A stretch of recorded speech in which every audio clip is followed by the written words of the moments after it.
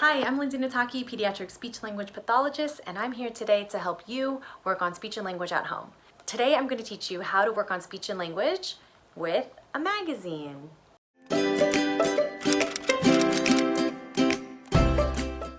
If you haven't joined my private Facebook group, or if you haven't seen my website, then I will link them down below. You'll want to subscribe and join my Facebook group to stay updated with my freebies. So I created another handout all about how to work on speech and language with just the magazine. So if your child is working on articulation and there are certain speech sounds that they need to work on, with the magazine, you can find 10 items that start with your sound or 10 items that end with your sound. And then it's also really fun to name your sound. So if your child is working on S, then it could be your snaky sound, or a G can be your throaty sound. Once they find an item that starts with their sound, then they can say it 3 times. To add another dynamic onto this activity, you can cut out the items and glue them onto another piece of paper, and that way you make a collage. And then as you're cutting out and gluing, you can talk about the sound, talk about where the sound is in that word, and then glue them onto a collage.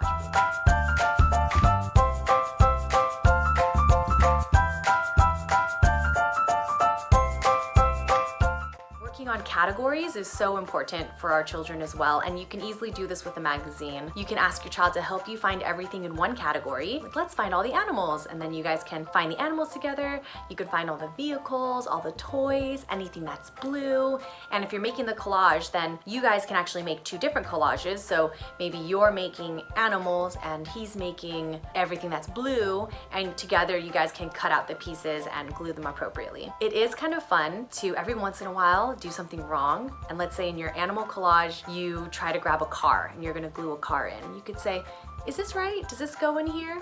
And then your child will usually have so much fun correcting you, because, you know, as children, they're always being corrected, or adults are always telling them what to do. But when you reverse that and your child actually knows the right answer, it adds another element of fun to the game. So take a look at the handout. If you don't have magazines, because everything is so digital these days, you can just log on to like Target, look at their ads, and you can touch the screens with your child. Sometimes just having a screen might help engage your child a little bit more. Or you can just find a bunch of pictures online and then print them out on a printer and then use that as your magazine also. Get creative. Literally, there's no way you could do this wrong. Any attempt to work on any of these activities is gonna help your child. On the handout, I also have examples of working on WH questions and then also working on object function. So pointing to things that you eat, or point to things that you can sit on, or having your child tell you, what do I do with this? And it's a chair, and your child can say, you sit on it. And then WH questions. A lot of times magazines will have some kind of people doing something, and you could say, where are they? They're usually in the kitchen. What are they doing? They're cooking. Who's reading a book? So there's so many opportunities that one magazine offers, and